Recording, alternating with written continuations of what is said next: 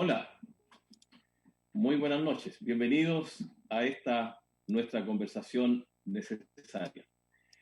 Hoy día están con nosotros Marcelo, que ya es conocido de todos aquí en la iglesia, es el anfitrión de esta conversación necesaria, y nuestro invitado especial esta noche, un joven psicólogo, magíster en psicología, de nombre Eduardo Giuvini. Creo que lo estoy pronunciando bien. Giuvini. Ahí ya lo van a conocer, se van a sorprender de la juventud de este profesional de la psicología.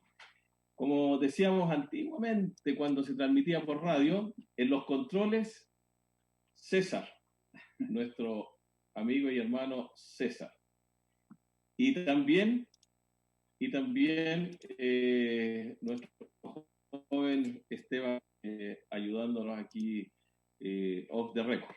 ¿Ah? Así es que todos bienvenidos. Esperamos que hoy día podamos informarnos de muchas cosas y que esta conversación nos sirva para orientarnos a nosotros mismos y orientar también a otras personas. Vamos a iniciar con oración y esperamos que el Señor guíe cada uno de los minutos de esta conversación necesaria. Padre bueno, gracias porque podemos una vez más en este día salir a través de la plataforma del Facebook, Señor, para ayudar a nuestros hermanos y amigos que nos siguen a través del Facebook, nuestras hermanas y amigas, Señor, que están allí conectándose cada vez fielmente y que esta conversación oriente muchos aspectos de tantas y tantas interrogantes que tenemos sobre el COVID-19. Dios amado, gracias, ayúdanos a todos. Dedicamos a ti esta transmisión en el nombre de Jesús. Amén. Marcelo. Hola, ¿qué tal? ¿Cómo están? Bueno, agradecemos a todos por estar conectados hoy día. Ya partimos con nuestra conexión, 16 amigos, amigas, hermanos, hermanas que ya están conectados. Vamos a conversar hoy día un poquito sobre el tema de la salud mental. Es importantísimo, de alguna manera, analizar también esta situación.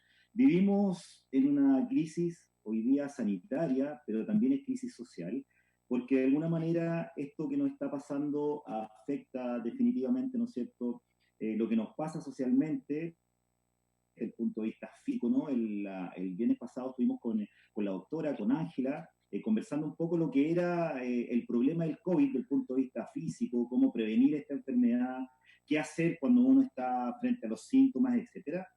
Y la segunda línea, que de alguna manera es importante analizar en términos de crisis, en una crisis sanitaria, tiene que ver con la salud mental. Eh, ya hay estudios, ya hay informes que indican que estamos pasando por una situación bastante seria en términos de salud mental, estamos estresados, lo estamos pasando mal, estamos asustados, de alguna manera también hay una cantidad importantísima de denuncias de violencia en contra de la mujer, de violencia intrafamiliar, de consumo, de mayor consumo de alcohol y de drogas, lo que de alguna manera nos va dando cuenta definitivamente que hay un problema de salud mental, hay una situación de crisis, hay algo que nos está pasando como sociedad, pero que también nos está pasando individualmente. Estas crisis tienen de alguna manera este reflejo en torno a las cosas que nos pasan socialmente desde el punto de vista de la comunidad, que nos pasa desde el punto de vista físico, sanitario, la salud de nuestro cuerpo, pero también que nos pasa desde el punto de vista, ¿no es cierto?, mental. Por eso queremos agradecer a Eduardo, un joven psicólogo, ¿no es cierto?, con quien tuvimos el primer contacto y él de inmediatamente se ofreció a colaborar y poder participar de esta conversación. Como siempre he dicho, la iglesia es un espacio que tiene que ver con lo espiritual, donde aprendemos, nos desarrollamos espiritualmente, pero que también tiene un rol desde el punto de vista social de poder comunicarse, de poder dialogar, de poder entregar información a los hermanos, a las hermanas, a los amigos y a las amigas que de alguna manera son parte de esta comunidad. Así es que, Eduardo, bienvenido, qué gusto tenerte aquí con nosotros, muchas gracias por tu disponibilidad, por tu tiempo y bueno, bienvenido, Eduardo. Muchas gracias, un honor estar acá presente con ustedes y creo que a veces las cosas no son al azar, la vida o creo que Dios quizás me dejó estar aquí junto a ustedes hoy. Soy un creyente, tengo fe y creo que nada es casualidad en la vida y por eso estoy aquí, para informarle un poquito acerca de la psicología en estos tiempos que son tan difíciles para todos. Bueno, vamos, antes de partir a las preguntas propiamente tal, quiero contarles que ya tenemos 20 personas conectadas. Para nosotros es un honor, un gusto, realmente que la gente se vaya conectando en solamente nuestro segundo capítulo, por llamarlo de alguna manera, de esta conversación necesaria. Queremos saludar a Sebastián Pérez, que está conectado, Juan Carlos Montero. Juan Carlos, muchas gracias por estar con nosotros.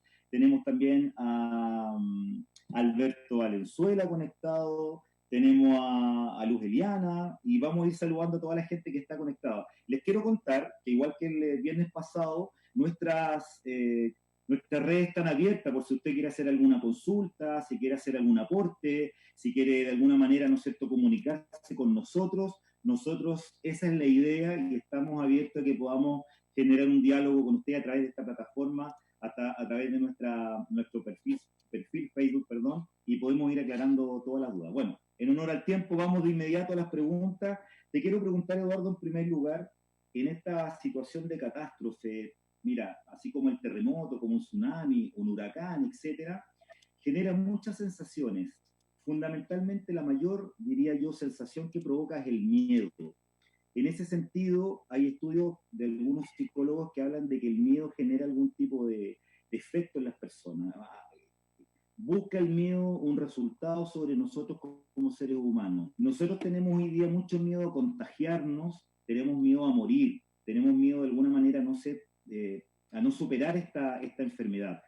Por favor, cuéntanos cómo debemos enfrentar esta situación, cómo debemos enfrentar esto del miedo a este contagio, del miedo al COVID, ¿no es cierto?, 19, Eduardo, por favor. Sí, usualmente el miedo se entiende como algo negativo, por así decirlo, pero gracias al miedo, que es un mecanismo que la especie humana ha usado desde su inicio, lo ha ayudado a sobrevivir hasta el día de hoy, hasta estos tiempos. El miedo es una especie de señal para tomar la acción y alejarte o sacar muchas veces cosas que tú no tienes consciente en tu mente y que finalmente te ayudan a sobrevivir, algo que también los animales tienen. Muchas veces los animales instintivamente tienen miedo frente a cosas que son amenazantes, y eso solamente porque cada especie quiere sobrevivir a toda costa.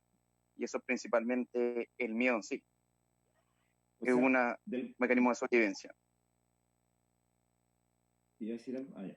O sea que de alguna manera entendemos que el miedo es este factor, digamos, que nos permite sobrevivir, ¿no? Nos permite sobreponernos a esta situación de crisis y nos permite tomar esta energía o esta fuerza para poder salir adelante. ¿Eso es un poco lo que nos quiere explicar? Exacto, tiene una función específica que nos permite seguir adelante, avanzar. El miedo viene a usarse para mantener la especie, por así decirlo. La especie quiere mantenerse a toda costa. Y muchas veces eso emerge de situaciones. Es como cuando, por ejemplo, la persona vive una situación súper aterradora, lo asaltan o vive una situación súper peligrosa y de pronto sientes que tu corazón late más fuerte, ¿verdad? La adrenalina y todos los aspectos que son más biológicos del cuerpo y que reaccionan en tu mente y te hacen ser más rápido, te hacen ser más ágil, te hacen tomar decisiones mucho más rápido, son mecanismos que vienen con nosotros desde hace mucho tiempo y que nos permiten superar ciertas situaciones de una forma que quizás normalmente no la haríamos. Ok. Oye, el otro día estaba leyendo cuando nos empezamos a comunicar, Eduardo, aparte del miedo, lo otro que nos provoca mucho una situación como esta es la incertidumbre. ¿Qué pasa? ¿Por qué los seres humanos nos afecta tanto la incertidumbre? Es una buena pregunta. La incertidumbre tiene una razón. Y les voy a contar por qué. Porque hace mucho tiempo las sociedades se fueron construyendo. Ustedes saben que han existido diferentes tipos de sociedades que se han ido creando. Y hoy en día estamos en el capitalismo. No sabemos en qué momento del capitalismo estamos. Algunos dicen que el final del capitalismo, etc. Pero antiguamente se comenzó a dar mucha validez al positivismo, a lo que tiene que ser, poder ser medible, tener un hecho cierto frente a algo medible. Se empezó a dar mucha cavidad, mucha importancia a lo que podía ser comprobable, a la ciencia en sí. Entonces pasamos por un momento de la historia en donde hoy en día no somos conscientes, en donde nuestros antepasados vivieron un momento en donde solamente se daba validez a lo que era cierto, a lo comprobable, y no se le daba validez a lo que era incierto, a lo incomprobable. Entonces, las personas que usualmente tenían teorías que hablaban de cosas que no eran medibles o inciertas para la ciencia, eran usualmente juzgados o excluidos de la sociedad, y por ende la sociedad se empezó a manejar de una forma en donde todo debe ser comprobable bajo una ciencia. Si yo realizo esto, debe suceder esto otro. Entonces la gente tiende a funcionar de una estructura en donde siempre las cosas van a tender a tener una explicación, a tener una razón de un porqué, y las cosas que no son certeras asustan, dan miedo, no hay una forma de controlarlas, ¿ya? Se genera una intolerancia a la incertidumbre, y esta intolerancia a la incertidumbre se ha estado estudiando hace 20 años bien fuerte, en donde, por ejemplo, el 2009 un estudio en donde las personas que tenían más intolerancia a la incertidumbre sufrían más ansiedad. Esto desde el 99 al 2014, hay un estudio bien bueno que estuve leyendo hace poco, hice un video acerca de él, en donde la tecnología ha aumentado la ansiedad, por así decirlo, porque nos hemos ido mezclando inconscientemente con la tecnología. Los aparatos tecnológicos tienen una memoria extendida de nosotros mismos. Sabe con mayor detalle nuestros recuerdos, nuestras fechas importantes. Es mucho más hábil en muchos aspectos que quizá el ser humano no. Entonces, nos ha vuelto a ser dependientes de esta tecnología, y finalmente nos hace sentir bien a corto plazo, pero a largo plazo nos hace sentir mal, porque nos volvemos dependientes. Por así decirlo, como una especie de droga. Oye, entonces podríamos hablar de adicción, o sea, de alguna manera la tecnología, que es lo mismo que estamos ocupando aquí nosotros para dialogar y conversar y formarnos, podríamos hablar de que existe cierta adicción, y la adicción tú sabes que está definido como esa relación problemática. En el caso de la droga, una relación problemática con sustancias, en este caso una relación problemática con un aparato. O sea, ¿podemos hablar de cierta adicción a la tecnología? Sí, puede haber una adicción a la tecnología, también al amor, porque cuando hay muchas personas que están relacionadas con un otro no por una especie de afecto o vínculo humano, a veces las personas no tienen desarrollado esos afectos, incluso se pueden vincular con un otro como algo que le va a entregar una satisfacción, pero no algo que tú valías al otro como un ser en sí.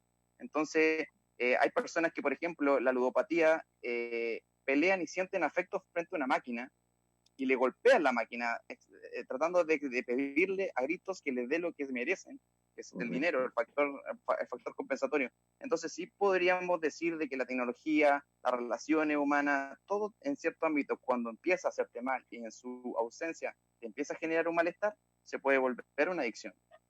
Okay.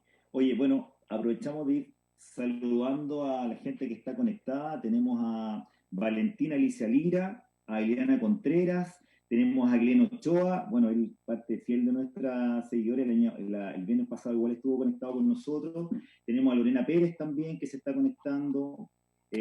Matías Martínez, que nos hizo una pregunta también, que la vamos a responder un poquito más adelante. Así que agradecemos a la gente que se ha ido conectando. Es un tema bastante interesante y que de alguna manera ha generado bastante demanda. Nos han preguntado también sobre el tema de la salud mental. Oye, me gustaría preguntarte sobre el tema de las rutinas. Mira, yo trabajo en una institución pública, y la verdad es que no he tenido que ir mucho a la oficina, no he tenido que trabajar tanto en el edificio, digamos, institucional donde trabajo, pero y he trabajado harto en teletrabajo, pero me ha ido generando como cierta presión. Pareciera ser que la rutina de un ser humano le va generando seguridad en lo cotidiano.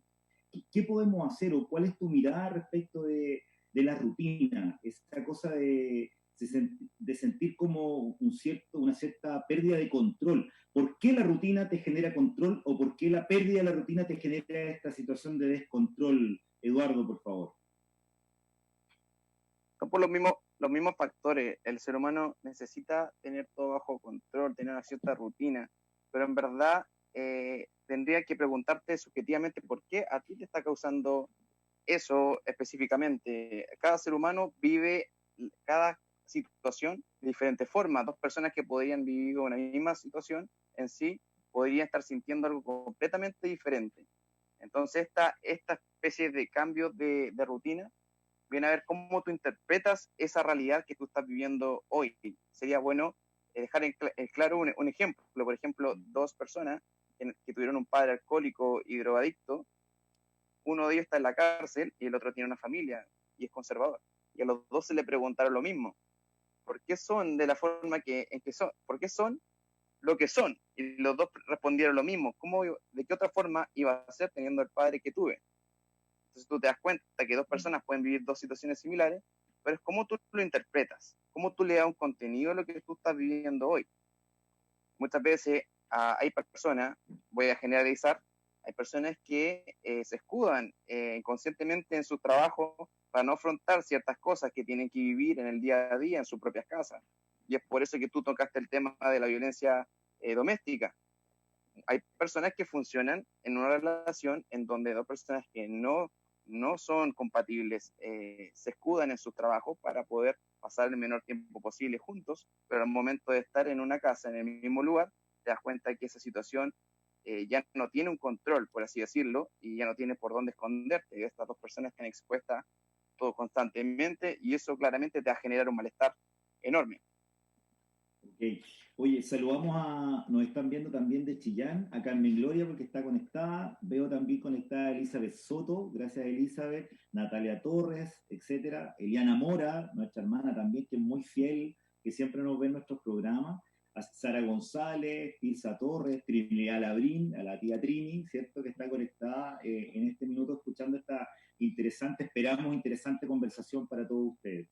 Me gustaría, Pastor, preguntarle a usted en términos de esta incertidumbre, esta situación, digamos, de descontrol, esta rutina. Nosotros, la verdad que igual como comunidad, ¿no es cierto?, nazarena, como iglesia, hay una rutina que se quebró, que se perdió, que tiene que ver con juntarnos, por ejemplo, los miércoles, ¿no es cierto?, al culto del día miércoles, a nuestra reunión dominical, venir a la iglesia para gente, nuestros hermanos tremendamente determinantes, porque es un espacio no solo, como dije al principio, eclesiástico, donde uno aprende, ¿no es cierto?, de religión, de teología, de Dios, el mensaje, sino que también un espacio social en el cual la gente viene, escucha la palabra de Dios, se congrega, pero también se comunica socialmente. Es decir, el espacio, el templo es el espacio en el cual socialmente nos encontramos, donde nos saludamos, donde generamos amistades.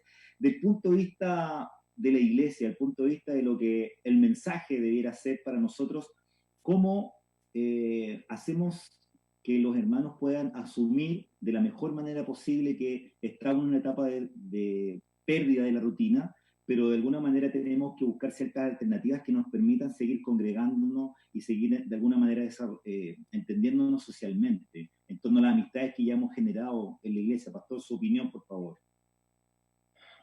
Marcelo, Eduardo, desde la perspectiva pastoral, obviamente el miedo es la primera reacción frente a una situación que remece todas aquellas situaciones, todas aquellas estructuras, todo lo que en algún momento ha tenido sentido para nosotros. Y el miedo provoca esta incertidumbre de la que ya ustedes hablan.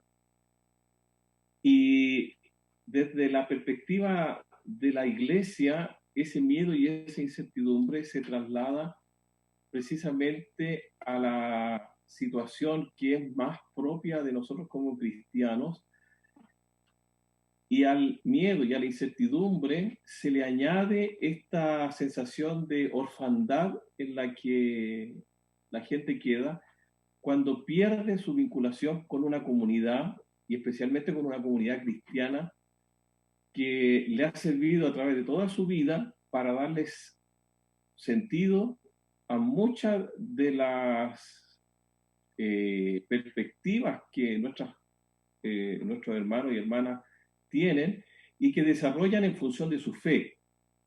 Por tanto, el impacto inicial de haber tenido que cerrar nuestros templos y haber dejado de funcionar, y voy a usar una palabra muy eclesiástica, funcionar ministerialmente, genera un sentido de vacío y de pérdida de algo que para mí era muy valioso y que de alguna forma también me daba identidad.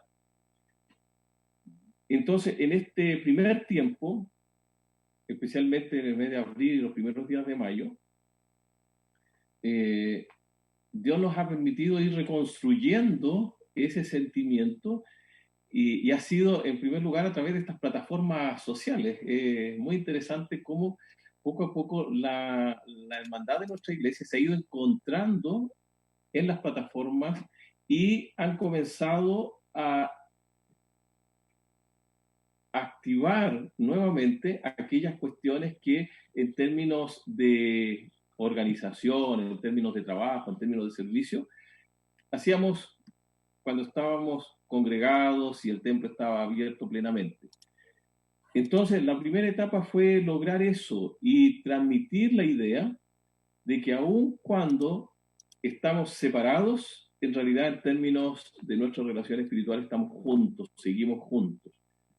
Y los medios de gracia que son tan propios de una iglesia y característicos de la nuestra, nos están permitiendo hoy día desarrollar actividades muy semejantes o homólogas a las que realizábamos cuando nosotros estábamos en el templo, por así decirlo. Entonces, claro, ahora ya no visitamos físicamente, escribimos por WhatsApp. Ya no se viene a orar al templo, sino que se distribuyen a través de las plataformas sociales motivos de oración, puntos de encuentro horario para poder orar. Nosotros mismos por fin hemos logrado una planificación toda online, con 3 programas a la semana, que nos da mucho trabajo a nosotros, ¿verdad? A Marcelo, a Esteban y al resto del equipo de comunicaciones.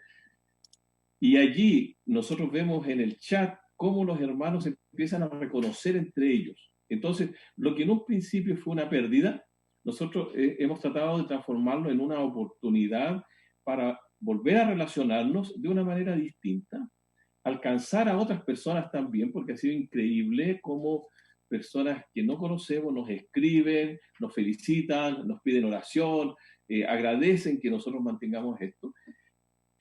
Eso desde la perspectiva administrativa, organizacional de nuestra iglesia. Y lo segundo es que estamos comenzando a reconocer lo que siempre debió haber sido una verdad para todos nosotros, que la verdadera iglesia comienza en los hogares de nuestros hermanos. Es decir, no hemos perdido la iglesia, no hemos perdido la comunión, no hemos perdido la fe, no hemos perdido la esperanza. Lo que hemos perdido por un tiempo es la posibilidad de congregarnos. Entonces, en ese sentido, si uno empieza a sumar, en realidad congregarnos podría ser hasta una pérdida mínima frente a todo lo que hemos podido ganar por el hecho de estar confinados, en aislamiento social, cuidándonos y enfrentando esta crisis desde la perspectiva de nuestra fe. Y eso para mí resulta relevante y positivo. Ok, muchas gracias, Pastor. Volviendo un poco al tema que nos convoca en términos de poder preguntarte, Eduardo, el tema del encierro ha sido un tema bastante discutido, fundamentalmente porque estamos por una norma, ¿no es cierto?, sanitaria, obligados o recomendados a quedarnos en casa. ¿Cuáles son los problemas psicológicos a los que nos podemos encontrar cuando hablamos de encierro? Ya llevamos algunos encerrados 4 semanas, un mes aproximadamente. Cuéntanos un poquito cuáles son las reacciones más comunes. La idea es que la gente sepa en la casa, ¿no es cierto?, cuando trabaja y vive con adultos mayores, vive con niños, con adolescentes, seguramente hay algunas reacciones que uno no está acostumbrado, porque no está acostumbrado a estar encerrado. ¿Qué reacciones son las más comunes y a quiénes afectan más que nada estas reacciones en este proceso de encierro, Eduardo, por favor? Bueno, yo he percibido, establezco muchas videollamadas y entre las videollamadas que he podido percibir las características más comunes muchas veces que llaman ansiedad al hecho de estar comiendo mucho, pasar mucho tiempo haciendo una actividad muy repetitiva, por ejemplo, ver muchas películas durante muchas horas. Los niños están un poco más irritados, más irritables, tienen menos tolerancia a la frustración. Eso es probablemente por el hecho de que también están lidiando con una especie de metamorfosis como la que mencionó el pastor abajo, en donde en un principio las cosas se ven como negativas, pero de a poco la metamorfosis va tomando su lugar y las cosas van cambiando, por así decirlo. Como cuando la oruga se cree de que en su capullo hasta ahí llegó su vida, pero en verdad ustedes saben que después del capullo sale la mariposa. Entonces todas las cosas negativas que se van manifestando hay que ir transformándolas, hay que tomar la acción. Cuando las personas se quedan en un aspecto pasivo y no hacen nada para cambiar lo que su mente le está indicando, ese malestar que tú llamas, que estás en la casa y algo te está haciendo sentir mal, algo te está diciendo tu mente. Quizás esa forma de que tú estás comiendo mucho, viendo muchas películas y estás tratando de autoengañar tu mente todo el tiempo, quizás es algo que tú has aplazado hace mucho tiempo y que hoy en día no es la pandemia en sí lo que te está generando eso, sino que muchas veces es algo que ocurrió antes y que no has afrontado. Tenemos que hablar de que hay muchos aspectos que relacionan esto a que el ser humano sufre más antes de vivir o afrontar una situación que vivirla en sí. Quizá hay personas que han pasado por mucho tiempo vivir una situación o no han querido hablar con cierta persona, no han querido afrontar cierto aspecto de su vida porque tienen miedo, generan panoramas negativos frente a una situación, pero finalmente cuando lo afrontan no es tan malo. Es como cuando tú tienes que decirle algo a alguien que tú no querías, pero cuando finalmente sentiste mucha angustia, mucho malestar, pero finalmente cuando lo afrontaste te diste cuenta que no era algo tan malo. He visto muchos casos en donde las personas se sienten muy tranquilas y muy cómodas en la cuarentena, como también existe esta especie de malestar. Cuando el malestar se vuelve intolerable y ustedes ven que esta persona ya disocia la realidad, está muy sobrecargada de angustia, no se levanta, no quiere hacer nada, ya podríamos decir de que hay que tomar la acción con algo más profesional, quizá realizar una psicoterapia o algo. Pero hay que tener ojo, que esto viene de hace mucho tiempo. La mente humana tiene un mecanismo que es muy perfecto, que es el hecho de que te deja pasar una situación muy dolorosa como un terremoto, algo muy traumático, por así decirlo, y te dice, ya, pasa de largo, pero después te cobra el pasaje de por haber pasado esa situación. ¿Y cómo te la cobra? En momentos o situaciones que son similares o ni siquiera similares, o una persona que te provoque un recuerdo que ni siquiera tú eres consciente, te va a generar ese malestar. Perfecto. Entonces, todas esas sensaciones de pérdidas, me pareció súper aclaradora tu respuesta. La verdad es que finalmente uno pareciera ser que el problema parte en la catástrofe o en el encierro, y finalmente son cosas anteriores que se embocan en esta situación de crisis que tenemos, digamos, ahí arraigado en nuestra mente. Claro, porque si tú disculpen un poco, porque si tú lo piensas, dale. Tú no puedes controlar alrededor. El coronavirus no está en tu casa, no está en tus familiares. Tú lo que estás observando es la social media, la televisión, te estás contaminando de números, te vuelves paranoico, ves los números de cantidad de coronavirus en todos los países y finalmente tú te estás creando tú mismo tu malestar. Algo tú estás buscando sentirte mal constantemente. Pero la realidad es lo que tú tienes que observar ahora, acá, en este momento, en este presente. ¿Y quién está en este presente?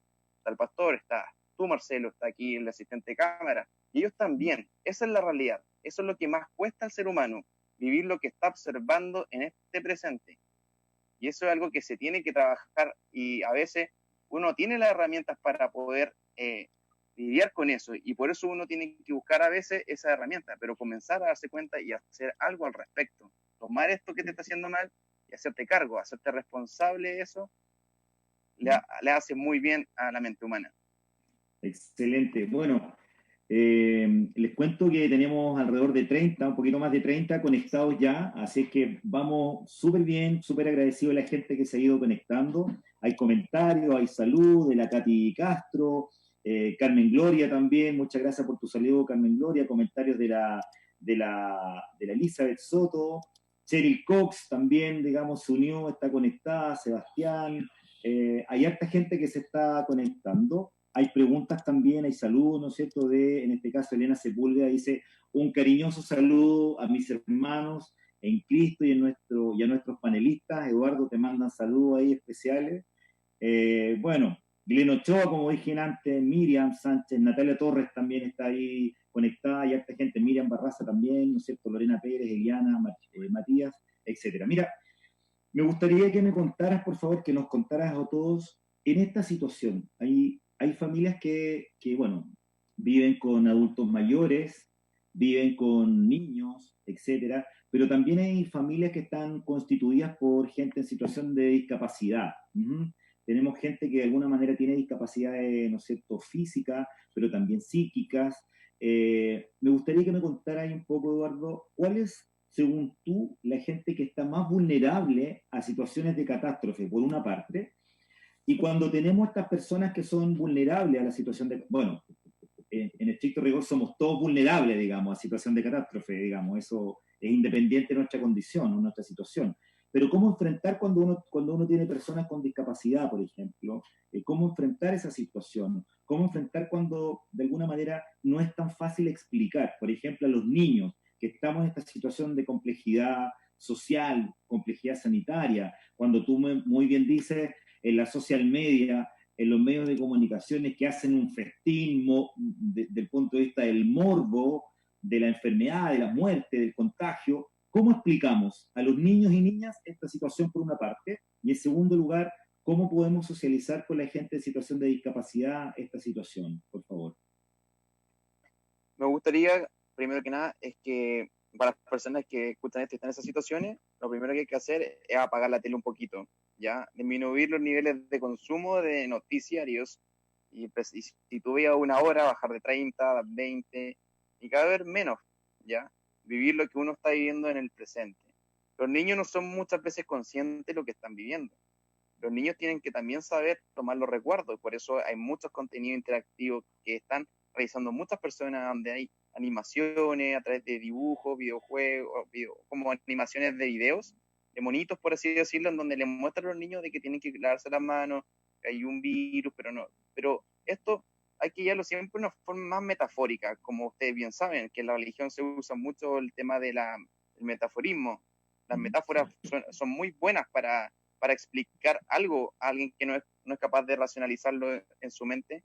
Las personas que son más, que hay que tener ojos, son las personas que son pacientes crónicos psiquiátricos, ¿ya? Okay. Porque estas personas que no se están tomando los medicamentos o pueden tener una crisis, y eso es algo que es alarmante y finalmente tienes que llevarlo a un hospital o llamar a un psiquiatra, y eso finalmente igual es exponerse más ante ustedes saben y todos sabemos que no podemos acercarnos mucho, ojalá evitar ir a un hospital, y eso es solamente por tema de responsabilidad, ojalá mantener el tratamiento bajo control, ser constante, ser responsable de la suministración diaria de esos medicamentos, eso es muy importante.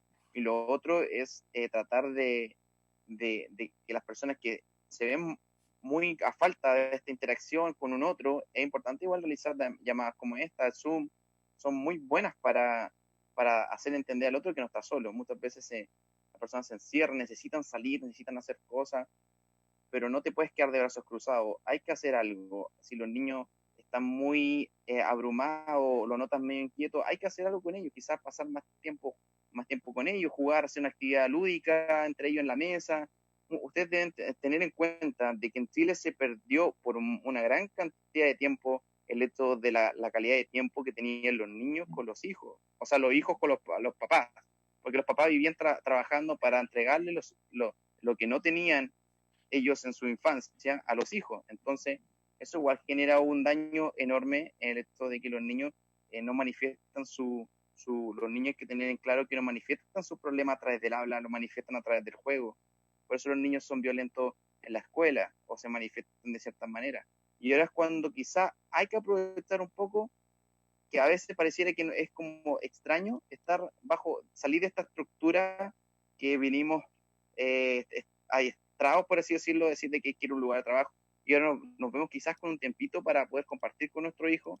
Quizás se puede ahora retomar eso y darles 30 minutos, 40 minutos, lanzarte al piso con tu hijo y entregarle lo que nosotros denominamos la psicología, que es un vínculo entre el papá y el hijo. Reparar un vínculo significa que estés tú y tu hijo en el suelo jugando y marcando ciertos límites, por así decirlo. Vamos a jugar, pero tienes que ordenar tu juguete. Al terminar, de jugar a este juego. Ahí uno puede ir marcando o tratando de contener a los niños. Eso es importante igual saberlo, saber de que los niños requieren 1 hora de juego al día. No O solo sea, a estimular lo cognitivo, también lo emocional. Y lo emocional, él es el juego fundamental en los niños. okay. O sea, volvemos entonces a la receta, ¿no es cierto?, histórica de que finalmente este núcleo familiar con el que tú te estás criando y con el que te estás desarrollando sea una familia, ¿cierto?, monoparental o una familia que uno conoce como la familia normal, ¿no es cierto?, etcétera. Este espacio de protección, que sea al niño viviendo con sus abuelos, su abuela, una tía, etcétera, ¿no es cierto?, un tío o el papá solo o la mamá sola, sigue siendo el espacio de protección en el cual podemos construir, por ejemplo, una mirada de lo positivo, desde la esperanza, desde el amor, desde el diálogo. ¿Tú nos recomiendas volver a ese espacio, a ese núcleo íntimo que tiene que ver con construir y reconstruir? A pesar de la tragedia externa o de esta crisis, podemos ir reconstruyendo lazos que nos permitan fortalecer un poco este sentido de protección en este núcleo. Efectivamente, hay que volver a lo básico. Back to the basics significa volver a lo básico, lanzarte al suelo con tu hijo y hacer el ridículo, por así decirlo, y lanzarte al suelo y ensuciarte con él y jugar. Y tratar de ser un niño por un tiempo. Otra cosa importante, lo mismo sucede con la pérdida de nuestros instintos como humanos. Se fueron perdiendo porque hoy en día vivimos en base a lo que otros creen o lo que los otros hacen. Entonces hemos perdido nuestros instintos humanos, por así decirlo, en donde antiguamente nosotros cultivábamos nuestras propias vegetales, cultivábamos nuestros propios árboles, teníamos nuestro propio suministro de alimentos. Pero como esta sociedad nos volvió dependientes de esta estructura monetaria, hoy en día también nos vemos a veces desesperados y nos vemos sin control de la situación, como tú dices, claramente porque también hemos perdido algo súper importante de nosotros como humanos, como especie, esto de ser seres capaces de sustentarse por uno mismo. Es increíble, pero es cierto igual y tenerlo presente, que muchas veces estamos atrapados como diríamos, en una especie como la Matrix, como una película. Eso igual es interesante. Oye, bueno, les quiero contar, Eduardo, y al pastor y al equipo y a todos los que están conectados. Ya tenemos más de 30 conexiones, súper contentos con eso. Tenemos también conexiones desde Estados Unidos. Cheryl Cox nos escribe y nos saluda de Estados Unidos. Está unida ahí en nuestra conversación. Así que, Cheryl, gracias por unirte con nosotros desde Estados Unidos. Tenemos gente de Chillán, de Concepción, de varios lados. Así que súper agradecidos por las conexiones. Tenemos hartos saludos, agradecimientos, comentarios también. Matías nos comenta también, ¿no es cierto?, respecto de cómo actúa el miedo, ¿no es cierto?, respecto a la autopreservación, nos señala. Así que estamos súper contentos. Muchas gracias a todos quienes se han ido conectando frente a esto. Eduardo, mira, te quiero preguntar cómo hacerlo cuando nos enfrentamos a una situación de miedo, pero que esto genera violencia al interior del núcleo. Yo creo que no es menor que haya aumentado más del 70% las denuncias por violencia de género, o en este caso la violencia hacia la mujer, ¿no es cierto?, que también ahí de alguna manera explica que no solamente hay violencia de género, cuando la mujer sufre esta violencia de parte de su pareja, de su marido, también afecta a las otras personas de la familia, ¿ok? Es decir, afecta a los niños y niñas cuando ve que su padre golpea a su madre, por ejemplo, o entre los dos hay una situación de violencia. Me gustaría que nos dijeras qué consejos nos das, primero, al interior del propio núcleo familiar, y lo traigo a colación porque pareciera ser que en general la violencia intrafamiliar o la violencia de género se da en sectores más bien pobres o de escasos recursos, donde hay alcoholismo, drogadicción, pero no hemos dado cuenta a partir de la investigación y de la información empírica que la violencia es absolutamente transversal a la sociedad. ¿Qué nos aconsejas tú cuando estamos viviendo violencia, cuando estamos siendo víctimas de violencia o cuando de alguna manera se están manifestando estas situaciones producto de la crisis social, del estrés, de la pérdida de control, de la incertidumbre y de todo lo que hemos ido conversando? ¿Qué hacemos frente a esta situación? Hay que entender un punto. la violencia doméstica también puede ser de un hombre a la mujer o viceversa, de una mujer a un hombre.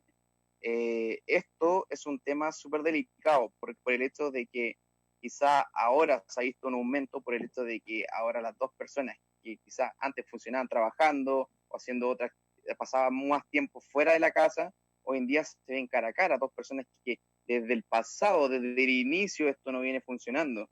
Porque recordemos que la violencia también tiene un ciclo constante, en donde muchas veces la familia, los amigos, se entrometen y le dicen, pero ¿cómo tú continúas en una relación que siempre es lo mismo? Pareciera que la persona inconscientemente tiene una esperanza de que su pareja va a cambiar.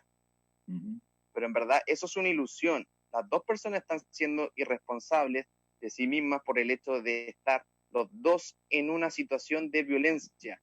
Las dos personas que están viviendo una situación de violencia son responsables de lo que están viviendo, y eso es algo que ha sido siempre así. No es algo que viene a manifestarse ahora. Solamente ahora se ve un aumento por el hecho de que están ahora más en la casa, ¿ya? Antes estaban trabajando o antes estaban afuera de la casa.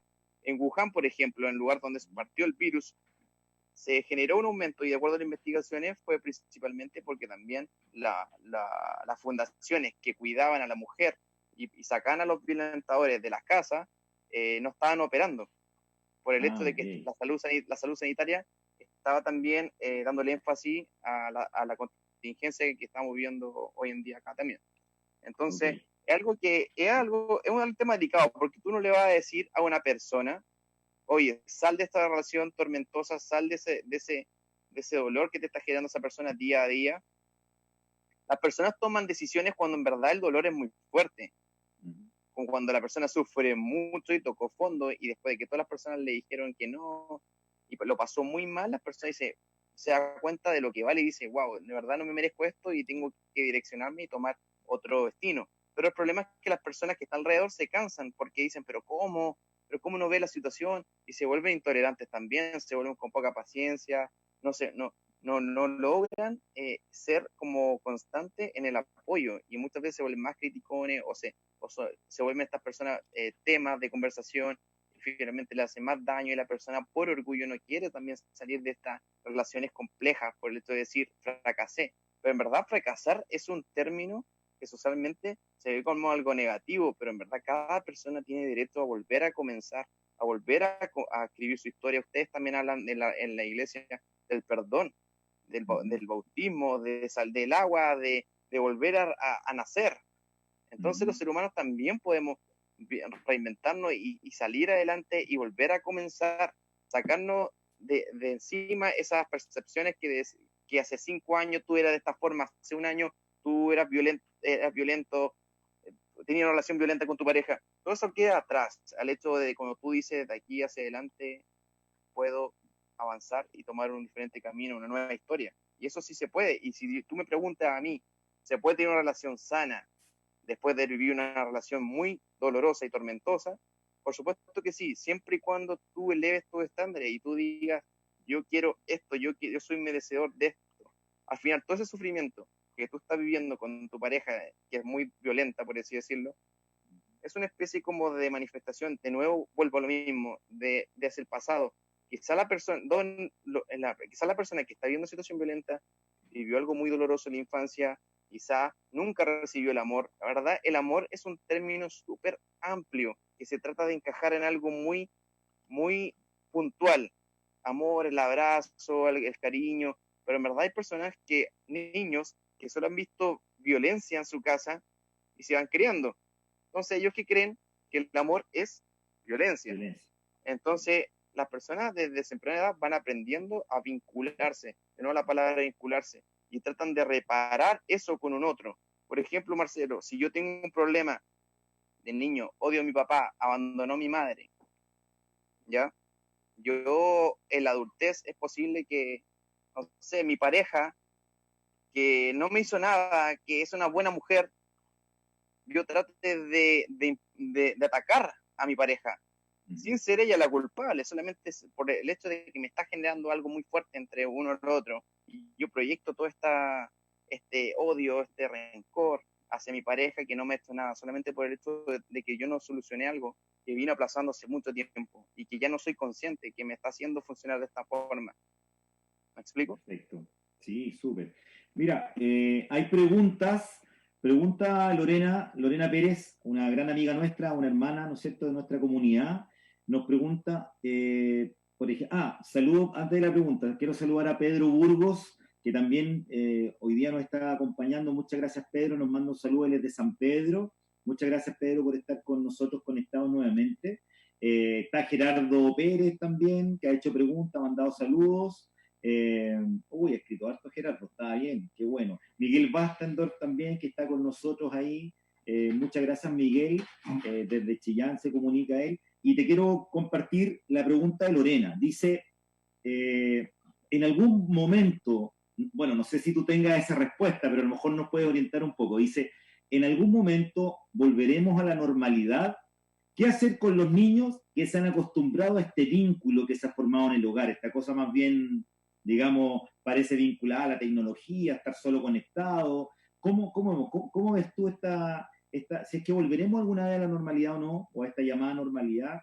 No hablemos de nueva normalidad, por favor, que nos ha traído algunos problemas, pero hablemos de si es que desde tu experiencia o desde el estudio de otras situaciones de crisis anteriores en el mundo, si es que tú conoces, ¿cuál es el periodo o cómo debemos enfrentar este futuro que se nos viene? ¿Es demasiado incierto o tiene una baja como lo que está pasando en Europa, también en China? Se está volviendo un poquito a la normalidad. ¿Qué opinas tú? ¿Cómo se está dando esto? ¿Cómo debe darse en Chile? ¿Cómo enfrentamos este proceso de un par de meses que nos quedan?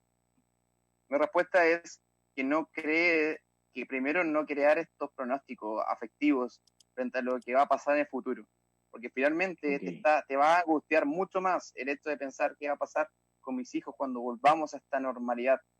En verdad estás viviendo un tiempo que no está sucediendo en esta realidad y lo único que es real hoy es lo que tú estás viviendo con tus hijos.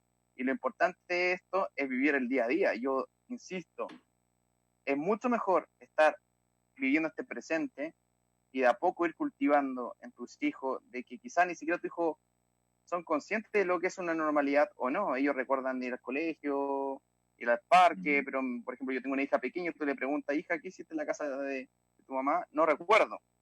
Entonces es muy fácil moldear la mente de un niño, es muy fácil, es decir, hay que tratar de que sean flexibles. Nosotros somos rígidos de mente, nosotros tratamos de estar siempre encontrando una estructura a todo. Tú eres de esta forma, Marcelo de otra forma, el pastor es de una forma, pero en verdad todo va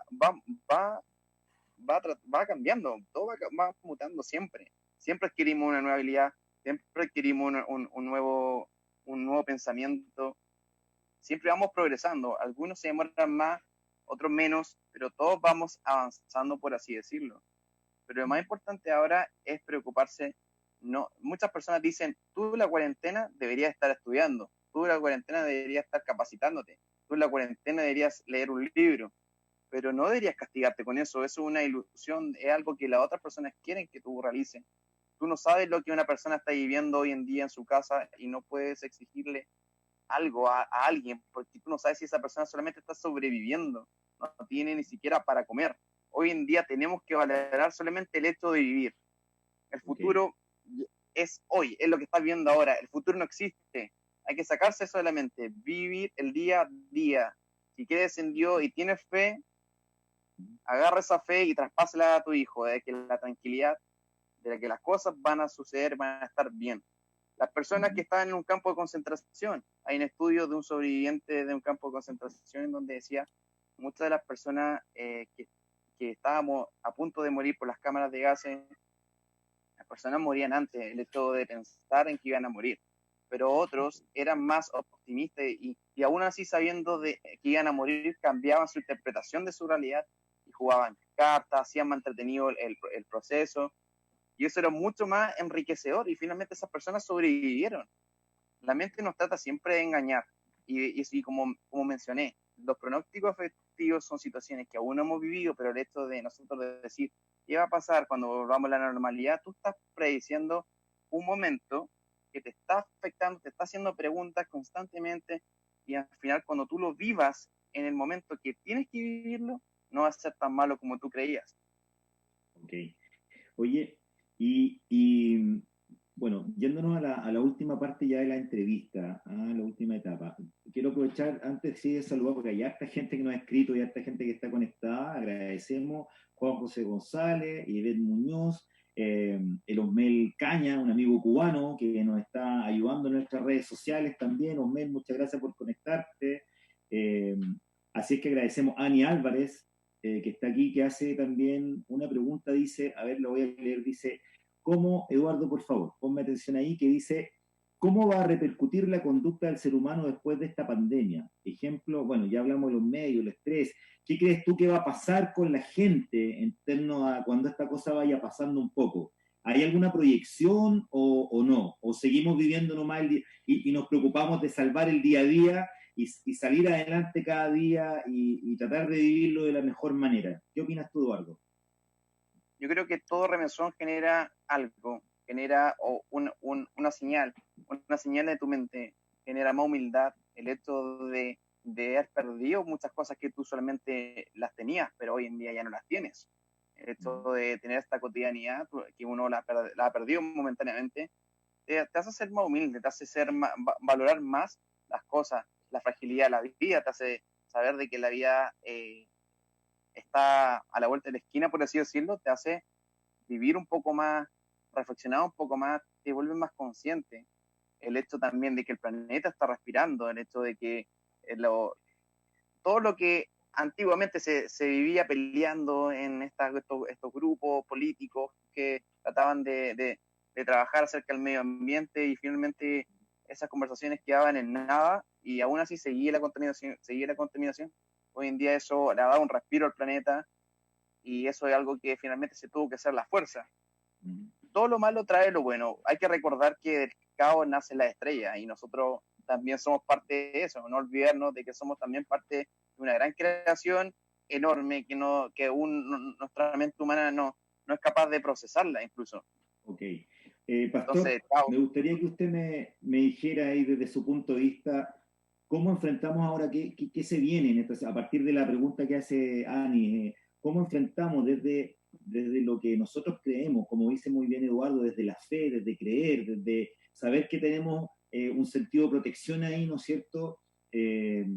¿Cómo lo enfrentamos? ¿Cómo lo asumimos? ¿Cómo nos volcamos a nuestra propia fe, a nuestras propias creencias y nos permite fortalecernos en la fe para poder enfrentar esta crisis y pensar en cómo vamos superando la cotidianidad, esta crisis, este encierro, estos dolores, estos sufrimientos que estamos pasando? ¿Cómo lo hacemos? ¿Desde dónde nos agarramos del punto de vista de la fe, del punto de vista de la creencia para poder enfrentar estas situaciones que nos están pasando? ¿Por qué lo digo? Porque obviamente la gente que es cristiana tiene una receta, ¿no es cierto? Tiene un refugio reconocido, pero hay gente que a veces no tiene ese refugio o por lo menos no lo reconoce o no lo ha descubierto. ¿Qué nos aconseja usted, digamos? ¿Cuál es su mirada? Bueno, yo quisiera volver un poquito atrás sobre la normalidad nueva. Lo voy a decir de esa manera, decirlo de la otra forma. Van a haber cambios. La sociedad no será igual. Eso es lo primero que tenemos nosotros que reconocer. El asunto es que no sabemos cómo va a ser. Esperamos nosotros que sea mejor, que sea más solidaria, que entendamos nuestra fragilidad y nuestra interdependencia, que entendamos la responsabilidad que tenemos con el entorno ecológico al cual el mismo Dios nuestro nos ha llamado a ser administradores. Entonces, desde esa perspectiva, pienso en mi reflexión que no volveremos a la normalidad que teníamos antes del COVID-19. Pensarlo así sería realmente no haber aprendido absolutamente nada de lo que estamos viviendo. Dicho esto, y entendiendo que la primera reacción del ser humano es miedo, porque eso le produce este sentimiento de preservación. Yo no sé en qué etapa estamos nosotros, porque después del miedo viene la aceptación de la realidad, de lo que nos toca vivir. Y después, la tercera etapa sería cómo la superamos. ¿Cómo superamos? ¿Cómo enfrentamos la nueva condición en la que nosotros vamos a quedar? No debemos olvidar que aún superando rápidamente el COVID-19, nuestro país y el mundo entero, en términos económicos, van a estar más empobrecidos. Primera cosa. Segundo, en términos emocionales, mucha gente va a haber perdido a un ser querido. Es cierto, todos los días, y a mí me sorprende la manera en que se entrega la información. Incluso escuchaba a un periodista decir que en tal lugar ahora había solo 500 muertos diarios, y se olvidan que detrás de cada número hay una persona y hay una familia. Entonces, después que superemos toda esta situación, va a haber mucha gente que va a estar emocionalmente afectada. Y luego socialmente, el orden al que nosotros estábamos relativamente acostumbrados es muy difícil que se vuelva a dar. Entonces, todas las instituciones, nosotros mismos como iglesia, vamos a tener que rearmarnos tal vez en este nuevo ciclo social y cultural que nos va a corresponder vivir a partir de del control del COVID-19 y no de la superación, porque el COVID llegó para quedarse. Eso debemos entenderlo.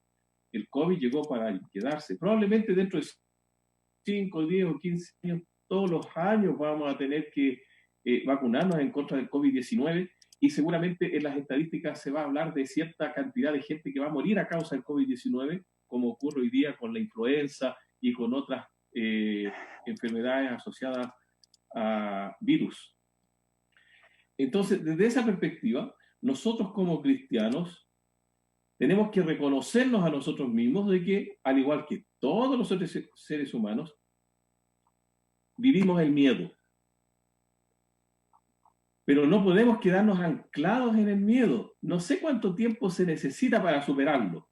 La verdad es que ni siquiera puedo anticipar si ya lo superamos, no lo superamos, o lo vamos a superar dentro de un año. No lo puedo predecir siquiera. Pero después es la aceptación de la realidad y luego cómo nos volvemos a reencontrar en medio de esa nueva manera de ser como sociedad, esa nueva manera de ser como iglesia.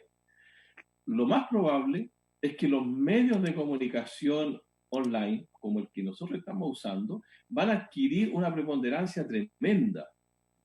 Probablemente al principio vamos a tener que seguir reuniéndonos poquitas personas y gran parte del trabajo lo vamos a tener que hacer de esta forma. Entonces es un desafío para nosotros como cristianos, especialmente si entendemos bien la misión de Jesucristo. La misión de Jesucristo nunca se detuvo frente a las crisis. Fue la respuesta a las crisis. Entonces, desde la perspectiva pastoral, nosotros tenemos que asumir no solamente nuestra fe, sino que la esperanza que está fundada en el señorío de Jesucristo. Nada escapa a nuestro Dios. Él tiene el control de las cosas. Y si Él ha permitido que esta situación ocurra en todo el mundo, finalmente Él nos va a ayudar a sobrellevar esta situación, a superarla, a convivir con el COVID-19, a convivir con todas estas tragedias desde la esperanza. Nosotros los cristianos, y especialmente nosotros que abrazamos a Jesucristo, somos radicalmente optimistas. Aquí no se termina ni la sociedad, ni se termina el mundo, ni se termina nuestro trabajo, ni se termina nuestra fe. Hay que volver a reencauzar, a reeducarnos probablemente y asumir con decisión, con desafío, con alegría, precisamente la forma en que se va a vivir nuestra fe cristiana, y la esperanza en Jesucristo es lo que nos va a sostener. Ok, gracias, pastor. Eduardo, Mira, hay una pregunta acá. Bueno, ya llevamos más o menos una hora de conversación. Vamos a ir cerrando ya el diálogo, la conversación, la entrevista.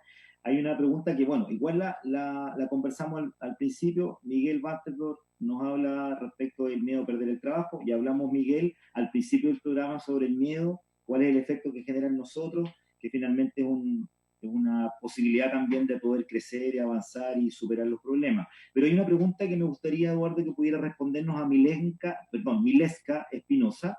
Dice, ¿cómo tratar el tema de la ansiedad en los niños? Ya que se encuentran encerrados y con una baja comunicación con el exterior, con lo que sucede, el tema de la ansiedad en los pequeños, los niños y niñas. ¿Cómo las mamás pueden, o los papás en este caso, o los adultos que viven con los niños, enfrentar esta situación? Buena pregunta. Miren, justo en 2019 están saliendo los nuevos estudios de la psiquiatría nutricional.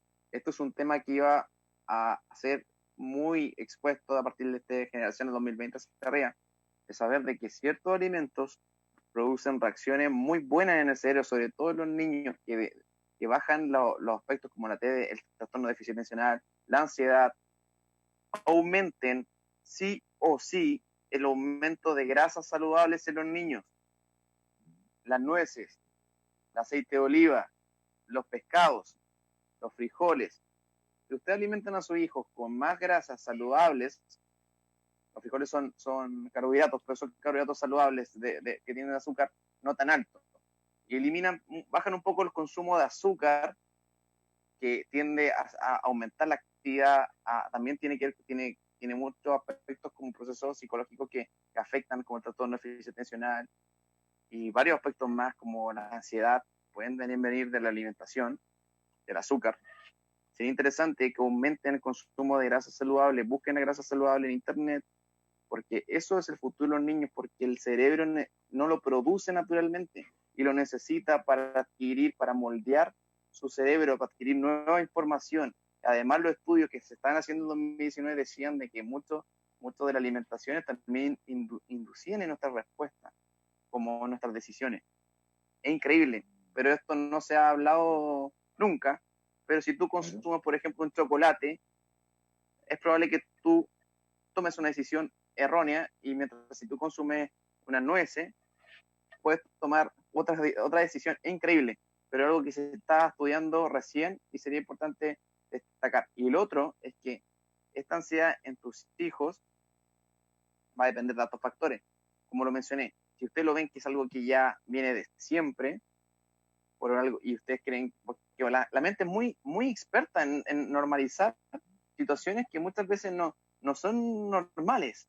Si tú ves que tu hijo siempre ha hecho esas pataletas, esos berrinches, y hoy en día están mucho más, es importante también tomar un psicólogo online que te dé recomendaciones, porque los niños finalmente cuando van al psicólogo, el problema no es el niño, son los papás.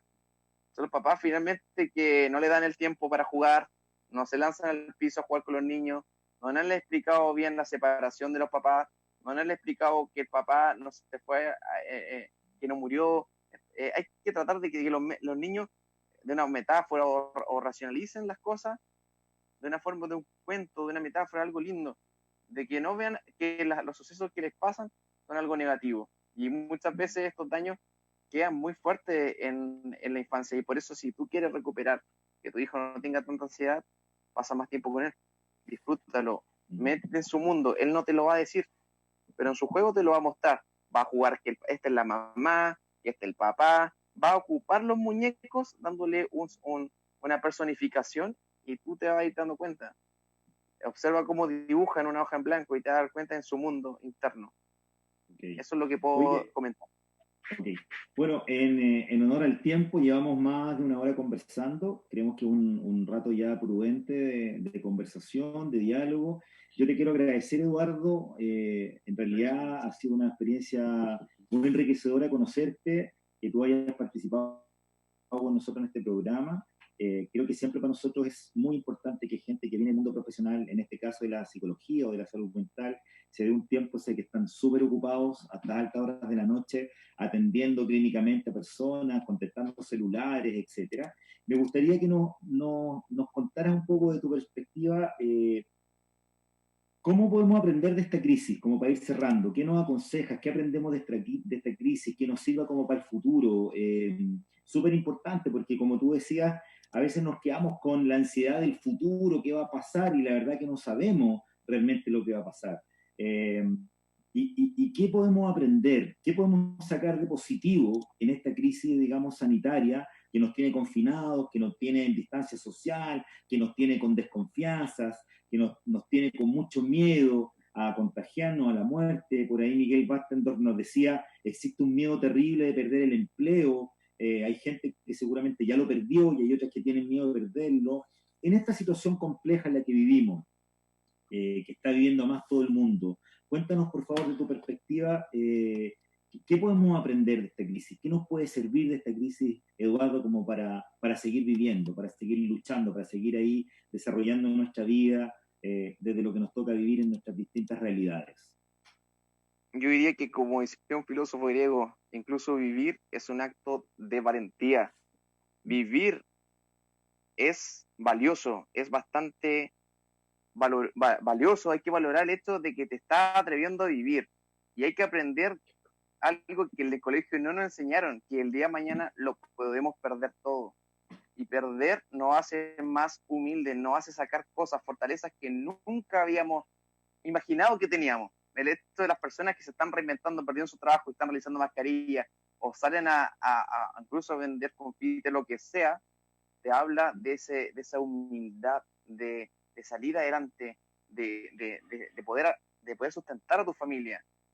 Tú tienes que tener la esperanza a tomar lo malo y valorarlo. Yo agradezco a Dios haber vivido cosas muy malas en mi vida, por mis propias decisiones que quizás me equivoqué, y haber tocado el suelo me ha hecho valorar mucho más. Cuando yo de repente no tenía ni alimentos para sustentarme, y conocí gente de mi iglesia que me ayudó, uno ve las cosas de otro punto de vista. Uno tiene que adquirir esa humildad, porque cuando tú te metes a este medio tecnológico, que incluso tienes que pagar para ser parte mes a mes, que es el Internet, y tú ves que todo es perfecto, todo eso es una mentira.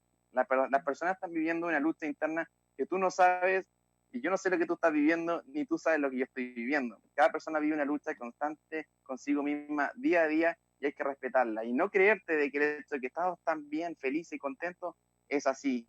Todos viven una lucha constante. A veces uno se siente solo en esa lucha, pero te vengo a decir que no estás solo, que todos pasamos por momentos dolorosos, y siempre hay que recordar, como dijo el pastor, que hay una esperanza. Y la esperanza es de que hubo una persona que estuvo en tu misma posición y logró salir adelante. Y eso es lo que ha movido esta sociedad, el hecho de que otras personas nos dieron la esperanza, como Jesús, como hartas personas importantes en el planeta, hicieron cosas que finalmente nos dieron esperanza para seguir viviendo.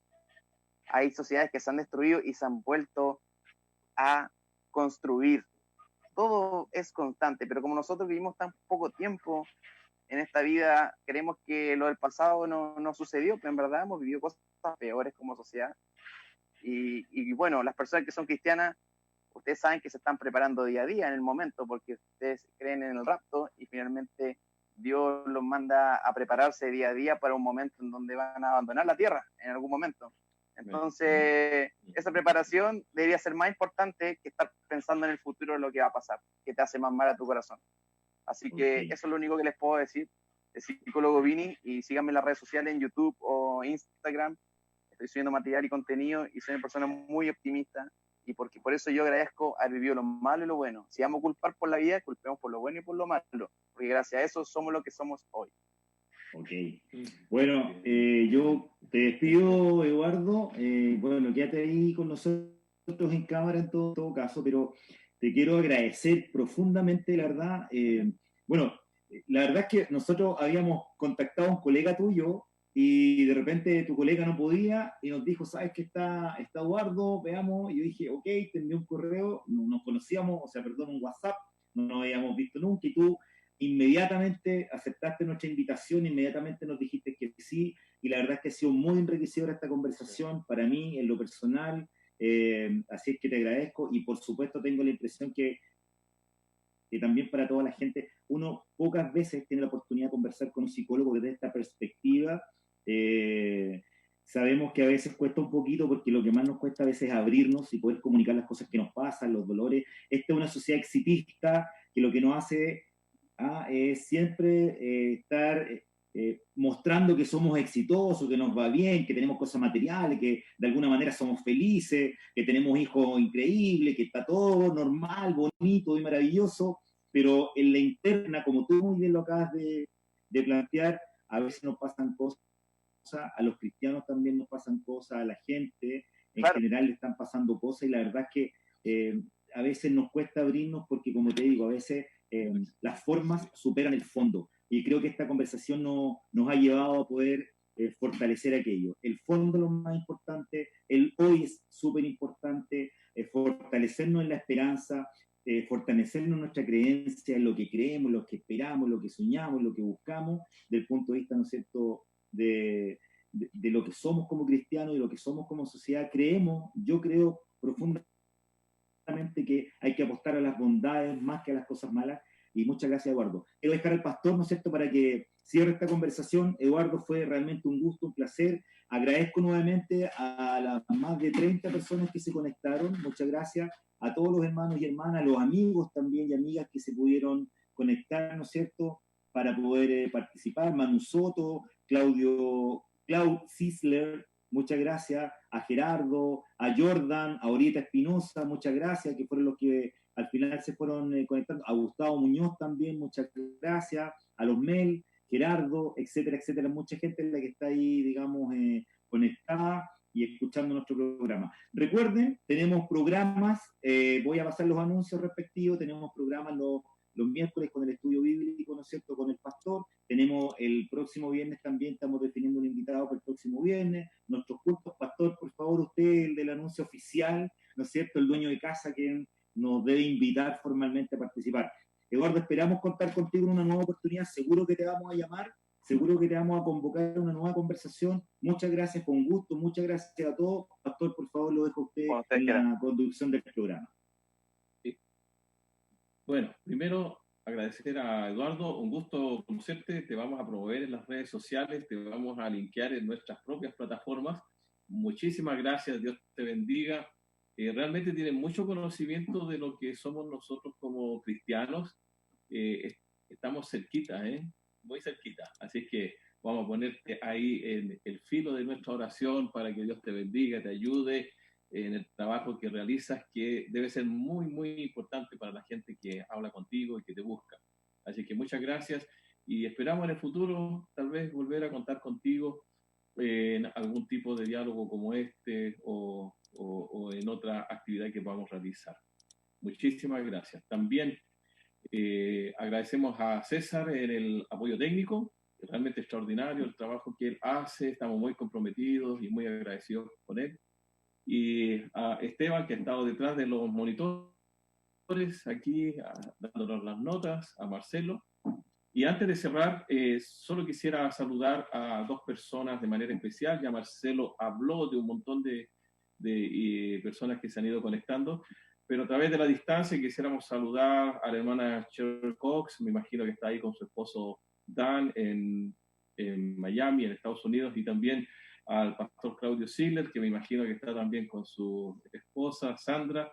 Ellos fueron misioneros en Chile y hoy día hemos tenido la ocasión de que se han unido a nuestra conversación. Espero que el Señor, en donde ellos estén, también les esté cuidando y bendiciendo, como a todos los demás que nos siguieron. Este domingo, 10 de la mañana, nuestro culto dominical. Vamos a orar y con esta oración vamos a cerrar esta conversación necesaria.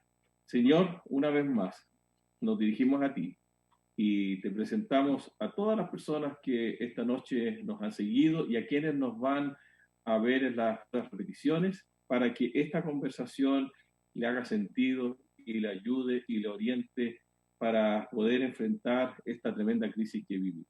Bendice de una manera muy especial a Eduardo, Señor, que él pueda seguir en este trabajo que le contacta con tantas personas y que tenga esa sensibilidad que ha demostrado esta noche. Bendice al equipo técnico y especialmente a Marcelo también en la conducción. Cerramos en el nombre de Jesús. Amén. Chao, chao, Gordo. Muchas gracias. Un gusto. Chao a todos. Adiós. Cuídense Adiós. mucho. Estamos Chao, al habla. Chao. chao. Gracias, gracias. Buenas noches.